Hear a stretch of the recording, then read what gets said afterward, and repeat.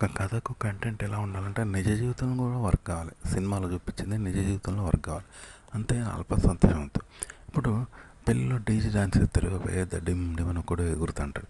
కానీ అంతా తెచ్చిపెట్టుకున్న సంతోషమే కదా, నీకు వచ్చిందే ఉన్నది అట్లుంటుంది. అట్లా సినిమాలో చూపెట్టేది ఎట్లా అంటే, ఇప్పుడు రాత్రి కళ్ళలో మనకు ₹1,00,00,000 దొరుకుతాయి, తెల్లారి ఉంటాయా? ఉండవు కదా. మరి అలా నిజంగా రాత్రి కళ్ళలో ₹1,00,00,000 దొరికితే తెల్లారి కూడా ఉండాలి. అది నిజమైన సంతోషం.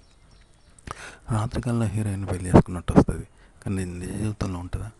ఇలాంటిది అనమాట. ఆ సినిమాలలో చూపెట్టే కథలు నిజ జీవితంలో వర్క్ కావు, ఫేక్ కథలు అనమాట. తెలుసు కదా, అలాంటి రియల్ లైఫ్లో వర్క్ కావు. అది ఇప్పుడు న్యూస్ నిజ జీవితంలో వర్క్ అయ్యే న్యూస్, నిజమైన న్యూస్ చెప్తారు కదా, ఓ కంటెంట్ అలా చెప్పాలన్నట్టు.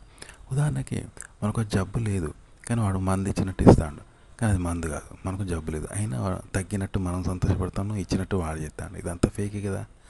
ఇలాంటి కథలు వద్దు, అల్ప సంతోషం వద్దు, నిజమైన సంతోషం కావాలి. అంటే నిజంగా మనం జబ్బుతో బాధపడుతూ ఉంటే నిజంగా వాడు మనకు తగ్గే మంది ఇచ్చిండు. ఇప్పుడు కరోనా జబ్బుతో అందరు భయపడుతూ ఉన్నారు, అప్పుడు నిజంగా వ్యాక్సిన్ వచ్చింది, సమస్య పరిష్కారమైంది కదా, సమస్య మరియు పరిష్కారమైంది కదా. ఇలా చెప్పాలంటూ కంటెంట్.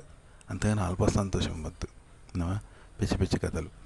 అంతెందుకు, ఇప్పుడు జగదేక వీరుడు అతిలోక సుందరుని, అది నిజంగా దేవకన్య ఆకాశం నుండి వస్తుందా, మనతో మాట్లాడుతుందా, అది ఎక్కడున్నది కథ?